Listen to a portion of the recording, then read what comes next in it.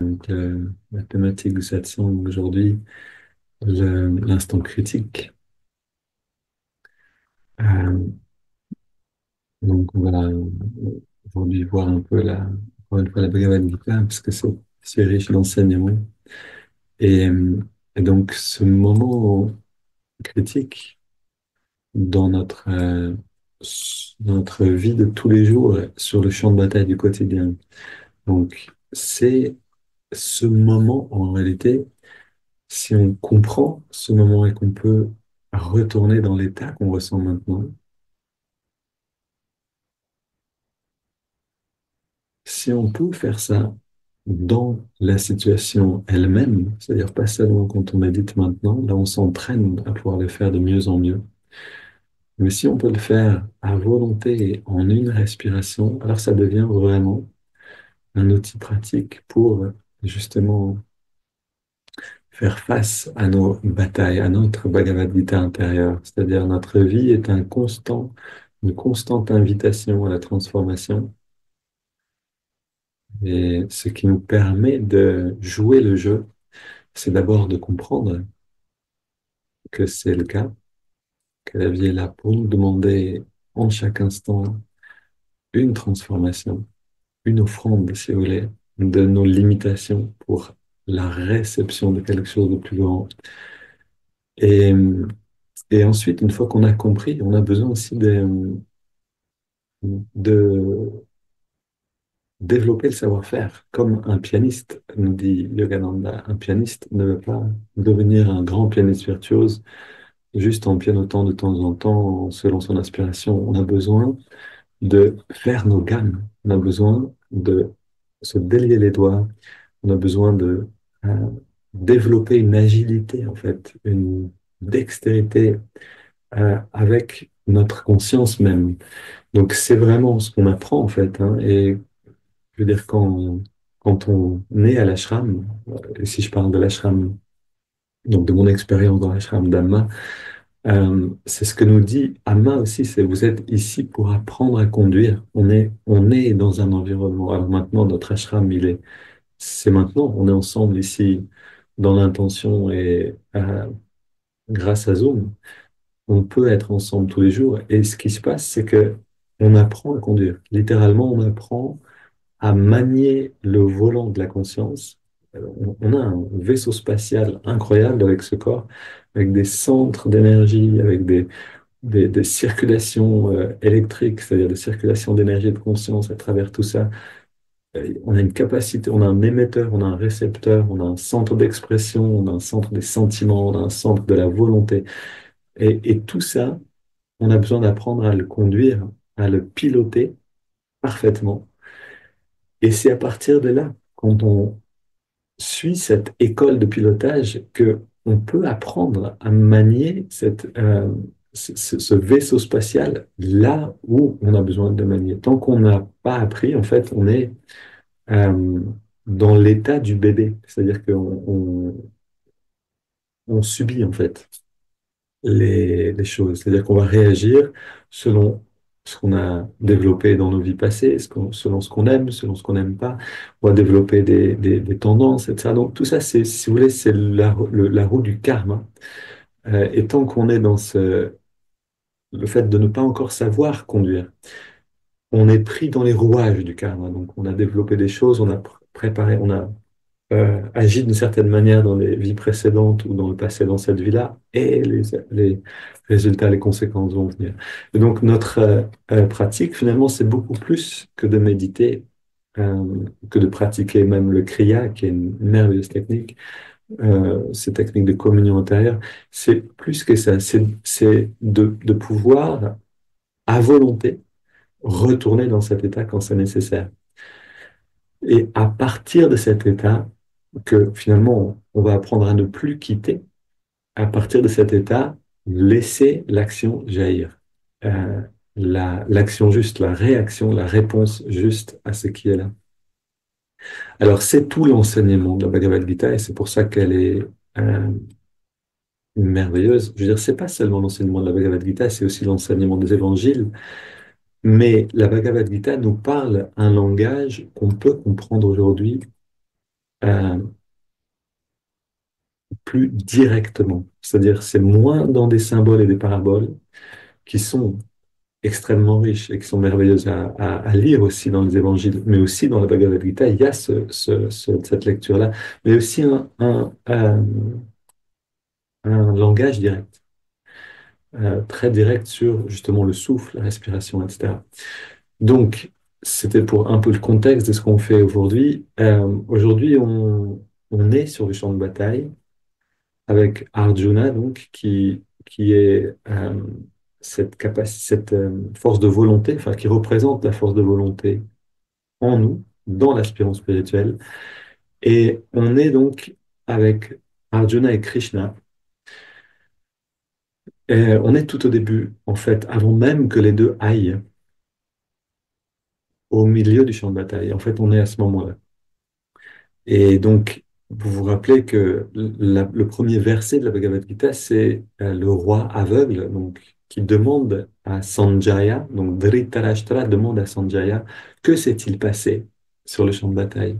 Donc, c'est comme un film. Vous savez, les bons films, les bonnes histoires, ça commence, euh, ça arrive souvent, on est dans l'histoire, puis tout d'un coup, ok, en fait, l'histoire a commencé il y a bien longtemps. Et hop, il y a un flashback et l'histoire commence. Et c'est vraiment le jeu un petit peu que joue via ça. C'est, il commence la Bhagavad Gita avec ce flashback, en fait. Mais que s'est-il passé? Et donc là, on est maintenant dans ce qui s'est passé.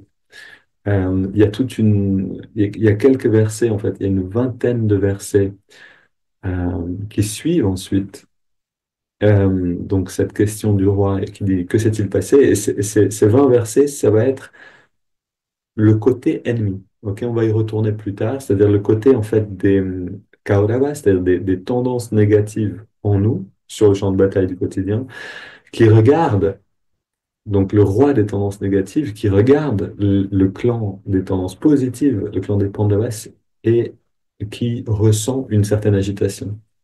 Alors, il y a beaucoup à aller chercher dans cet enseignement aussi, mais on va aller un peu plus loin. On va revenir, en fait, après ces 20 versets à Arjuna, qui maintenant parle à Krishna et qui sent la nécessité justement d'aller au milieu du champ de bataille avant de livrer la bataille. Parce que lui, en fait, n'est pas sûr encore maintenant, alors que Krishna lui a donc que l'intuition, en fait, a convainc l'ego de l'aspirant spirituel que maintenant il faut se battre, maintenant il faut aller dans cette transformation, maintenant en fait il faut aller sur le champ de bataille et il faut utiliser ces outils de la méditation et cette sagesse pour se transformer et non plus toujours aller dans le même schéma. Et en fait, encore à ce moment-là, euh, l'ego, ici représenté par Krishna, c'est-à-dire la personnalité en nous, qui pourtant est orientée vers la spiritualité, doute, n'est pas sûre. Elle veut évaluer, est-ce que c'est vraiment une bonne idée de changer? Est-ce que ça en vaut vraiment la peine d'aller à l'encontre des tendances qui me paraissent naturelles, parce que habituelles, et de les transformer? Ok, ici, littéralement, en fait, oui, de les transformer. Alors, de les tuer. D'une certaine manière, elles vont changer complètement d'expression. Ce sera plus des tendances négatives, elles vont redevenir en fait une sorte de lumière. Mais au début, on va sentir vraiment que l'on doit affronter des choses qu'on n'a pas envie d'affronter, on a plutôt envie de les laisser vivre. Et donc, c'est ce que dit en fait Arjuna ici. Alors, ce que demande Arjuna, c'est d'aller au milieu du champ de bataille. Je vous lis maintenant le verset. Donc, chapitre 1, versets 21 et 22. Arjuna parla avec dévotion. Ô Krishna, l'immuable, pourrais-tu, je t'en prie, placer mon char entre les deux armées, afin que je puisse contempler ceux qui se tiennent prêts pour le combat, que je vois ceux contre qui je devrais me battre la veille, à l'instant de commencer cette guerre. Donc, Arjuna demande à Krishna de placer son char entre les deux armées pour pouvoir contempler ceux qui se tiennent prêts pour le combat. Donc ici, on a littéralement, ce que nous dit ce verset, c'est que au moment du combat, donc sur le champ de bataille du quotidien, l'aspirant spirituel, le corps, de l'aspirant doit demander à l'intuition, puisque Krishna représente l'intuition. Donc Arjuna, la personnalité, doit demander à Krishna, à l'intuition, la personnalité demande à l'intuition, s'il te plaît, amène-moi entre les deux armées, amène en fait ma perception à contempler ceux qui se tiennent prêts pour le combat, les deux armées, les deux armées des tendances positives et négatives en moi-même, pour que je vois ceux qui vont se battre, ces qualités-là avec précision, que je comprenne en fait. Parce que c'est la compréhension et c'est la conscience qui va amener la possibilité de vaincre.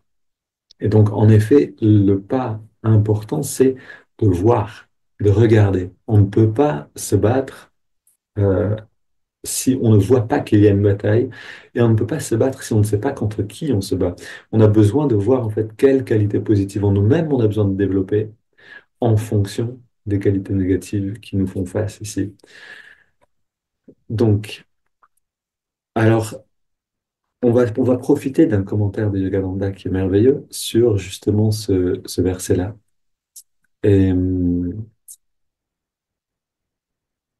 ce que nous dit Yogananda ici, c'est que quand, alors je vous lis vraiment son interprétation spirituelle, quand le méditant entre en méditation profonde et dépasse le champ des trois types de sons générés par les objets matériels, à la fois extérieurs et à l'intérieur de son corps, ainsi que de la musique astrale, alors son être physique entre en contact avec l'état immuable de l'esprit.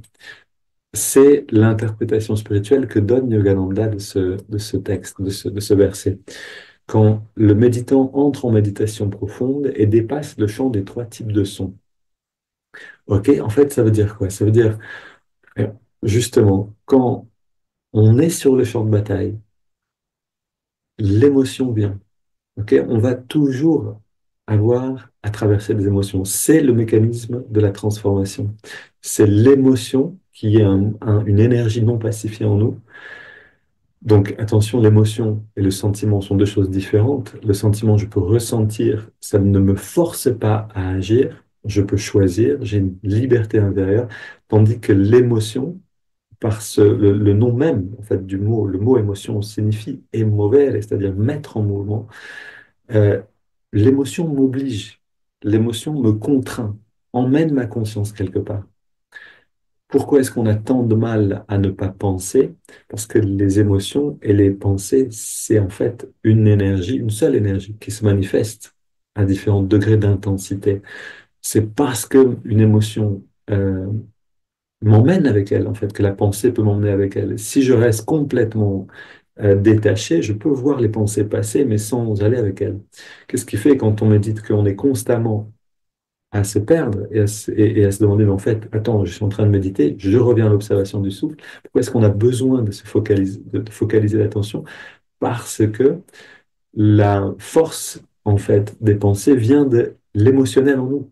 La pensée va toucher une émotion en nous non pacifiée et va nous emmener avec elle. Et donc, ce que fait en fait le méditant ici, il entre en méditation profonde et dépasse le champ des trois types de sons. Alors, qu'est-ce que c'est ces types de sons? C'est les objets, c'est le son généré par les objets extérieurs. Ok, ça va être les paroles, donc ça va être en fait tout ce qu'on va entendre qui vient du monde physique.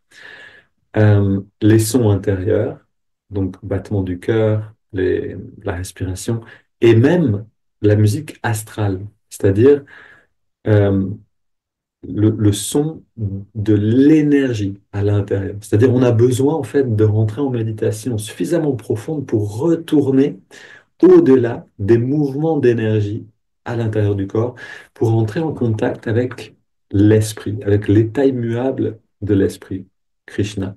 C'est-à-dire, en fait, de rentrer en contact avec l'intuition et que cette intuition nous amène en contact avec le maître pour recevoir la guidance. Donc, c'est ce que nous dit, en fait, ce texte, c'est-à-dire, est-ce que tu peux m'amener au bon endroit, Krishna? Maintenant, j'ai une difficulté, je vais devoir me battre, s'il te plaît, emmène-moi au bon endroit. Et Arjuna parla avec dévotion. Si je reviens vraiment sur le verset lui-même, Arjuna parla avec dévotion. Ô Krishna, pourrais-tu, je t'en prie, placer mon char entre les deux armées?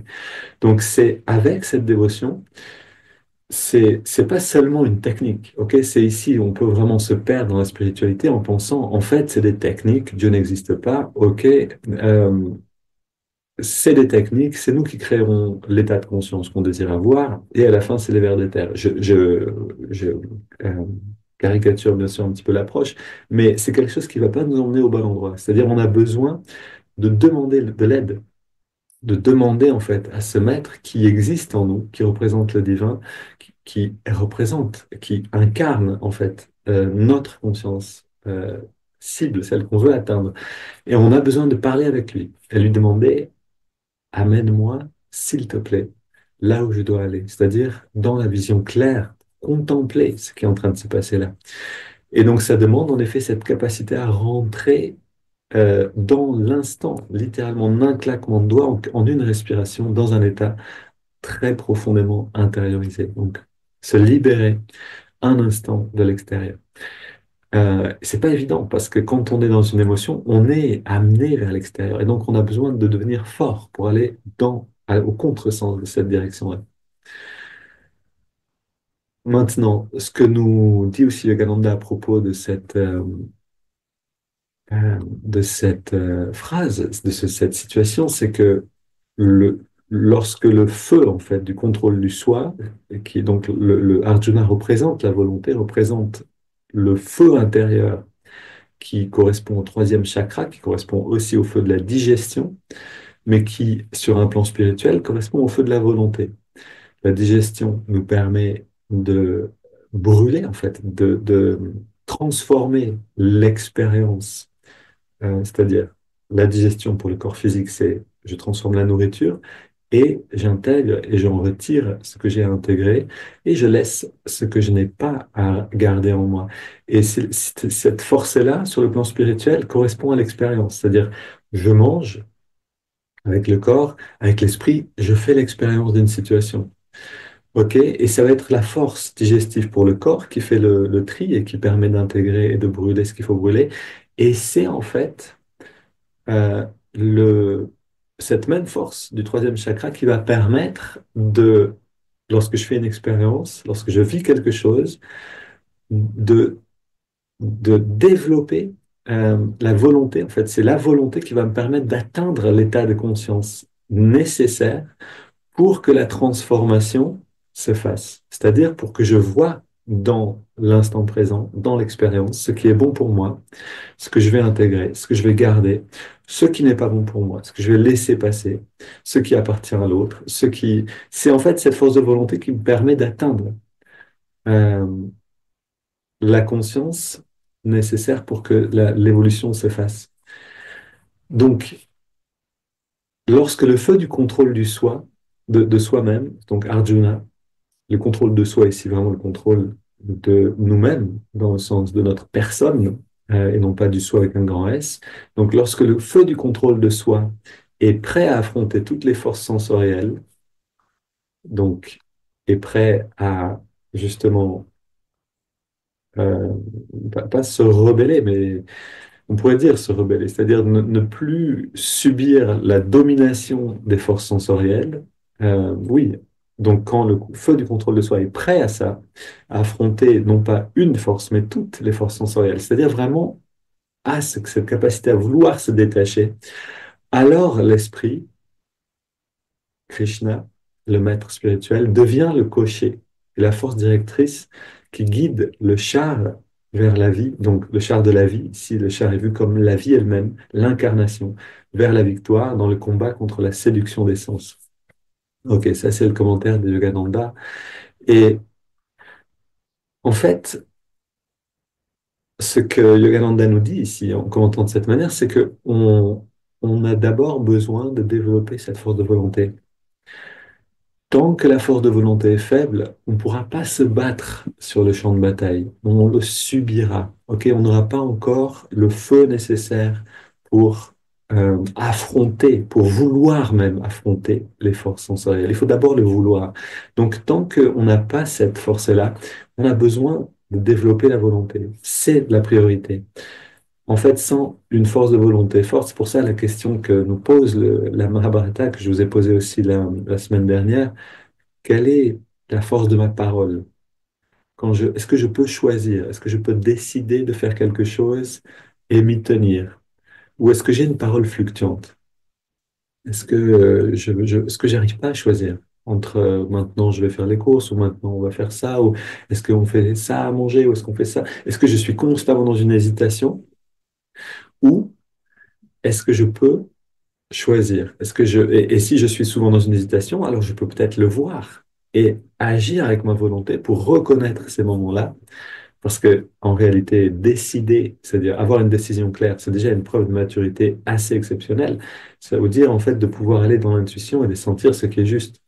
Donc, on a tous une difficulté, a priori, à choisir et on va le faire avec les moyens qu'on a, c'est-à-dire en hésitant, en se rappelant, ah, c'est pas avec le mental, ok, attends, c'est avec l'intuition, ok, et peut-être que non, et qu'on n'arrive pas encore à le faire, et qu'on passe un peu de l'un à l'autre, et qu'en agissant, on se rend compte que ça va pas et qu'on doit changer de direction, on tâtonne d'une certaine manière. Donc, on a besoin d'apprendre à prendre des décisions, en fait, avec l'intuition. Et ça demande une force de volonté forte. Ça nous demande, en fait.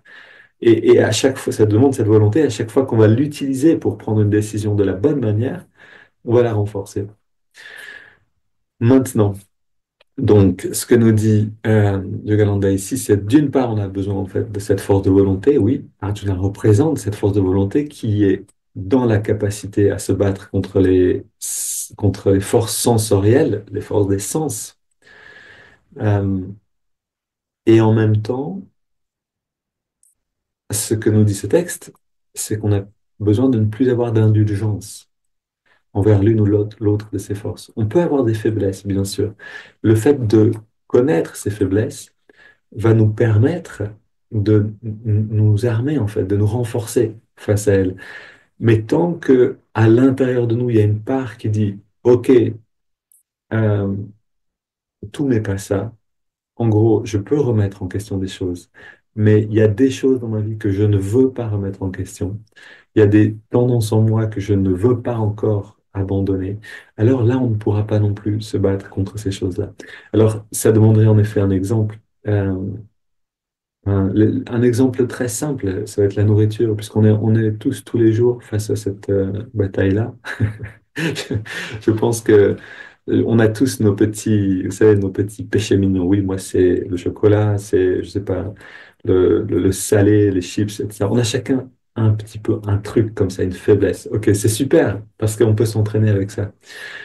Tant qu'en nous, on a une indulgence trop forte envers l'une ou l'autre de ces force, c'est-à-dire ici d'une nourriture particulière, ça va devenir impossible de nous battre contre. Et pourtant, c'est le chemin, c'est-à-dire qu'on aura besoin de se donner des béquilles, on aura besoin d'apprendre à réguler les choses.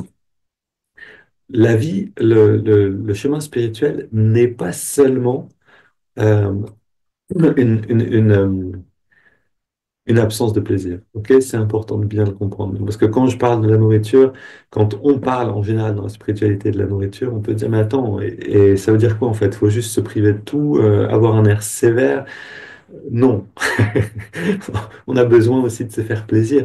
En fait, on a besoin de comprendre dans quel équilibre on est en ce moment, dans quel déséquilibre on vit pour l'instant. On a besoin de le comprendre, de le respecter et d'agir à partir de là. Et là, les choses peuvent changer. Tant qu'on ignore ça, on va retomber en arrière. Donc, on a besoin, en effet, de comprendre là où on est, de comprendre de quoi on a besoin, de quelle compensation on a besoin pour l'instant pour survivre. Parce que si on se coupe de toutes les compensations, on va simplement exploser. Vous pouvez faire l'expérience, vous jeûnez,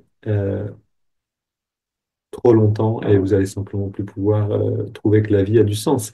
Parce que manger, c'est une manière aussi de trouver un plaisir.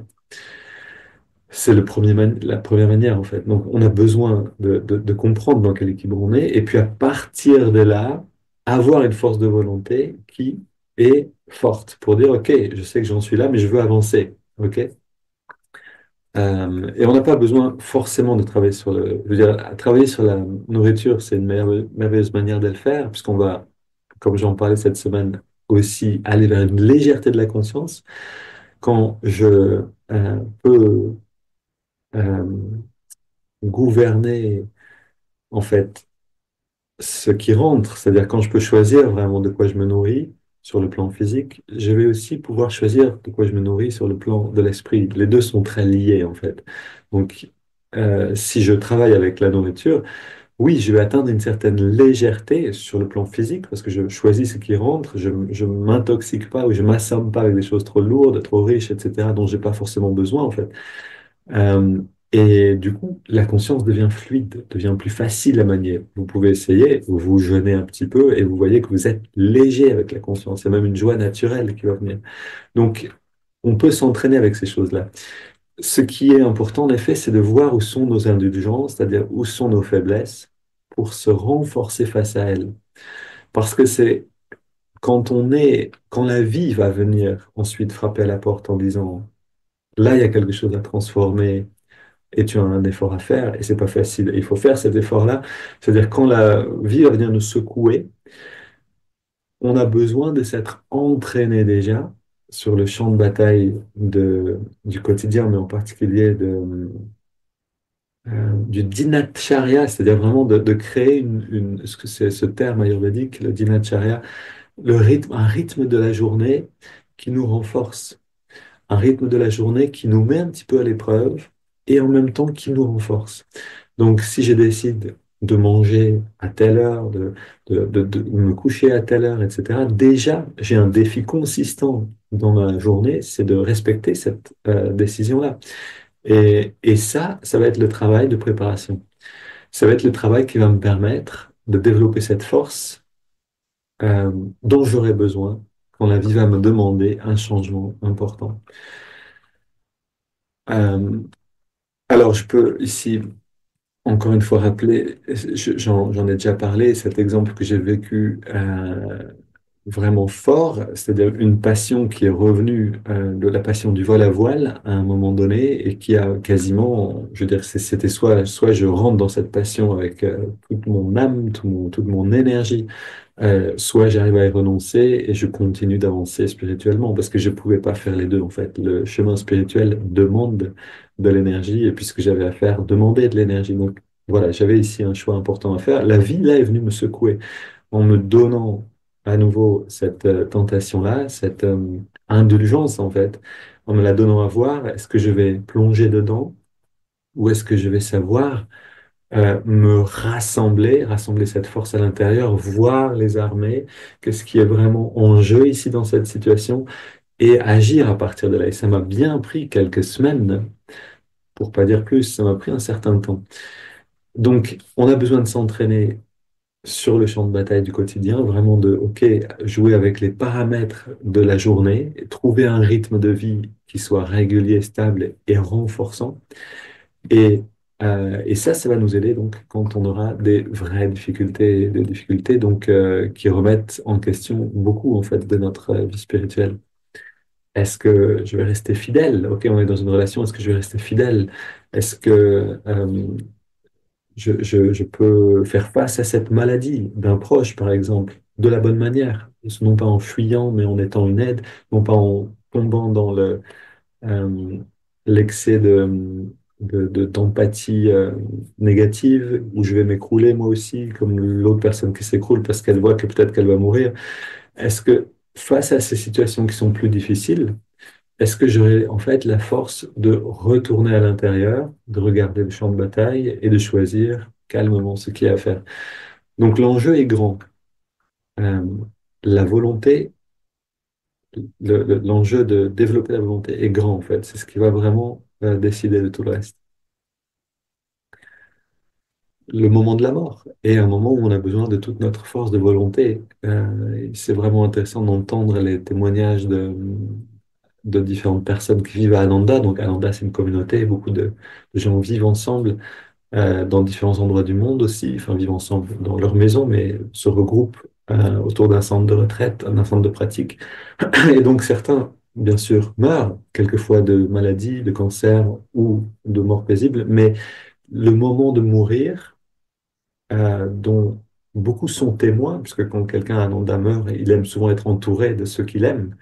pour le passage. Et donc, ce moment, en effet, est vraiment intéressant. C'est intéressant d'entendre les témoignages et de voir que celui qui meurt a besoin d'une certaine euh, force à ce moment-là, en fait, pour pouvoir mourir bien, pour pouvoir vraiment aller dans une dimension élevée.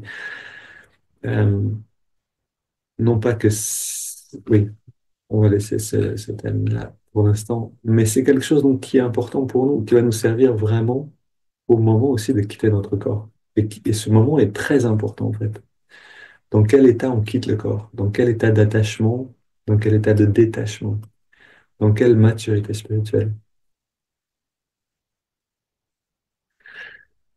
Donc, ce que nous dit encore Yogananda ici, et on va terminer avec ça, c'est donc les trois dimensions, en fait, les trois sons, les trois types de sons. Donc, il y a les sons générés, en fait, l'agitation, si vous voulez, générée par la réalité physique autour de nous. On va avoir besoin de se retirer de ça. Ensuite, on a les sons intérieurs, c'est-à-dire on a l'agitation de l'état émotionnel du corps, avec le cœur, le sang qui monte vers la tête si on est dans une émotion, par exemple, de colère ou de peur. OK. Enfin, la colère, ça va plutôt faire monter le sang vers la tête. Et puis, ensuite, on a cette autre réalité plus subtile qui est le mouvement de l'énergie, en fait, dans la colonne. Le mouvement de l'énergie dans les membres, mais surtout dans la colonne. Et on a besoin de traverser ces trois champs, littéralement. On a besoin, au moment où on est sur le champ de bataille, au moment où on est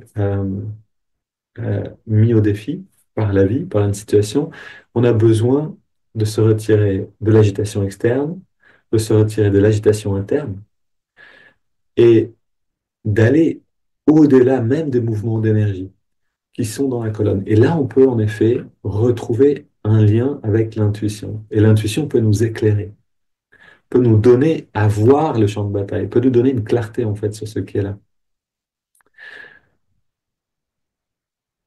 Et l'action va déterminer. Alors, je voudrais terminer en donnant un autre exemple, parce que j'en ai eu un vraiment très parlant hier, euh, et, et en fait qui m'enseigne beaucoup,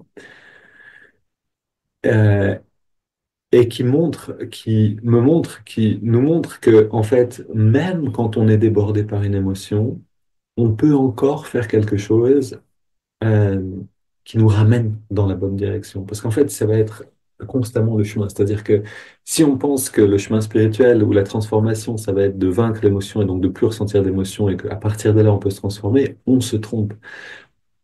On a besoin de passer à travers l'émotion. On a besoin de la vivre et de, autant que possible, faire notre mieux pour garder notre calme et aller au-delà de tout ça. Et donc, oui, hier, il m'est arrivé voilà, c'est beaucoup de théorie, donc j'aime bien aussi donner des exemples pratiques. Et hier, il m'est arrivé vraiment une situation qui correspond tout à fait justement à cette lutte de la Bhagavad Gita. On était chez mes parents avec Janavi et on était passé les voir. On passait un bon moment ensemble, c'était vraiment joyeux. Euh, mais je sentais une pression temporelle. Donc, je sentais là, il faudrait maintenant qu'on reparte. Je dois notamment préparer le satsang, rassembler quelques idées. Et puis, il y a aussi d'autres choses à faire. Est-ce qu'on peut y aller? Et puis là, Geneviève avait des choses qu'elle voulait encore faire, en fait, pour aider ma mère sur son ordinateur. Parfait. Parfait, mais moi, je sentais une pression. C'est-à-dire que là, euh, il y a eu une émotion qui est venue, auquel j'avais pas sans doute dormi suffisamment. Et donc, j'étais plus réceptif à cette émotion. Qu'elle avait le terrain, était là pour qu'elle s'enflamme un petit peu. Et donc, ok, j'ai respiré, j'ai fait ce que j'ai pu, puis il y a un moment où, au lieu de me taire, et ça aurait sans doute été la meilleure des solutions, me taire et aller respirer et rentrer à l'intérieur, j'ai voulu interagir et accélérer le mouvement. Ok? Donc finalement, on est rentré dans la voiture, j'étais relativement agité, on est parti.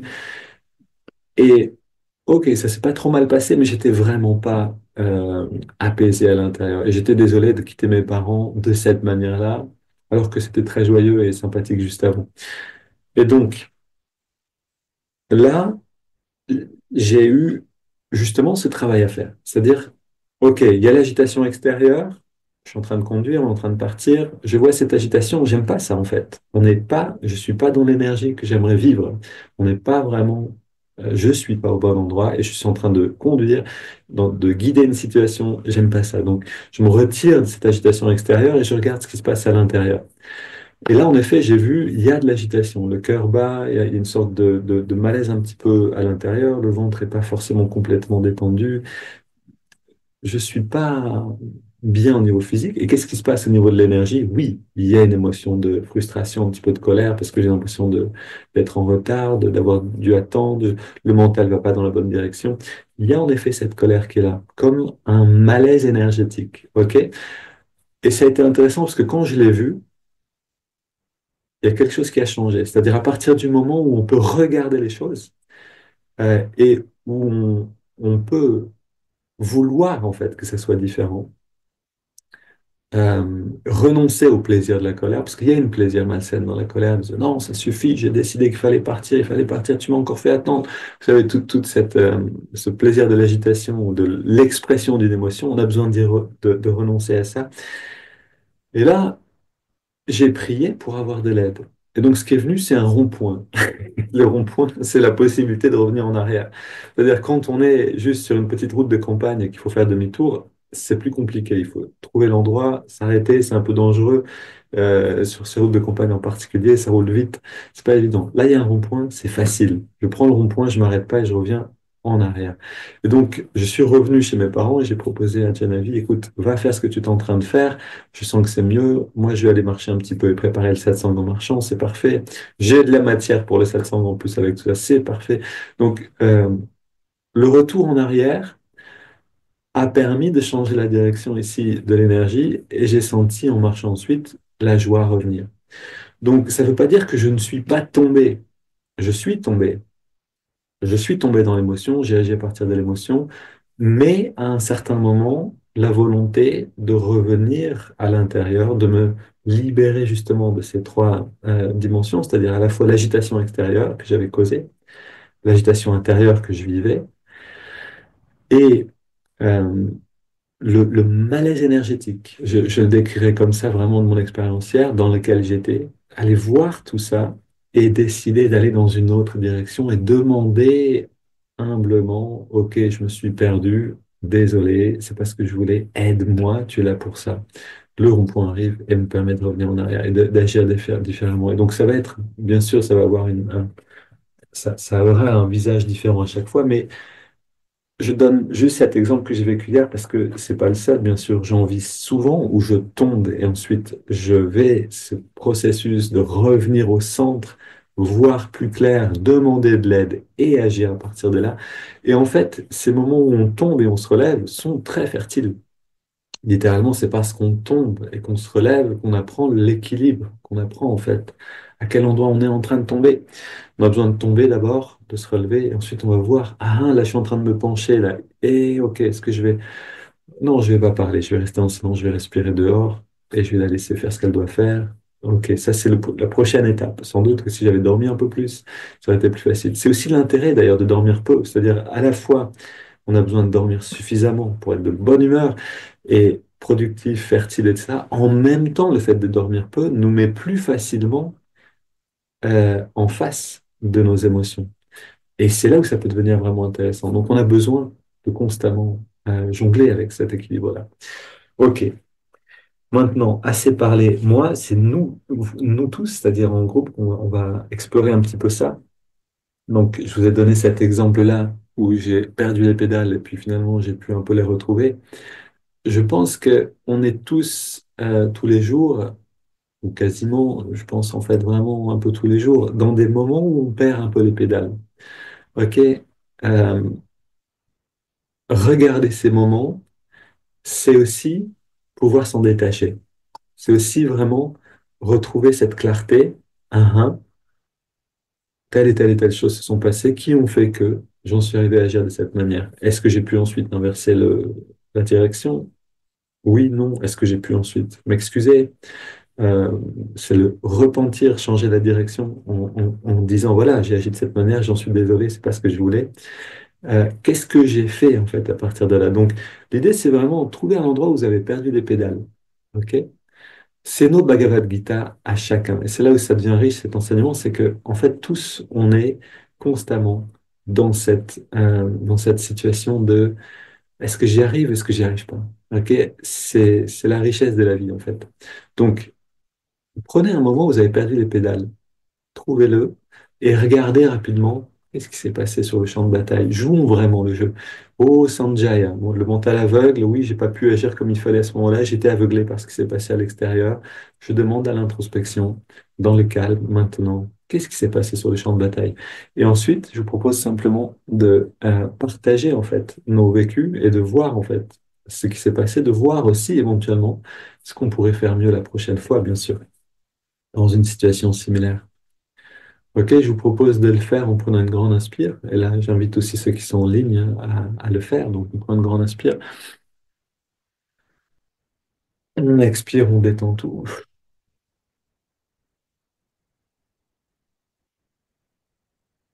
On entre dans la zone des sentiments. On se relie à l'intuition, c'est-à-dire à l'œil spirituel. L'intuition est formée du cœur et de l'œil spirituel en particulier. Et là, on se demande à quel moment j'ai perdu les pédales récemment? À quel moment j'ai été emporté par une émotion? Colère, frustration, tristesse, etc. À quel moment j'ai agi d'une manière où j'ai commencé à agir, ou alors j'ai été tenté d'agir peut-être d'une manière qui n'était pas élevante.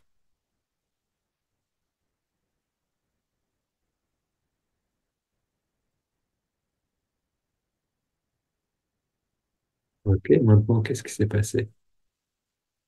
Prenons le temps de regarder un petit peu avec cette vision intérieure.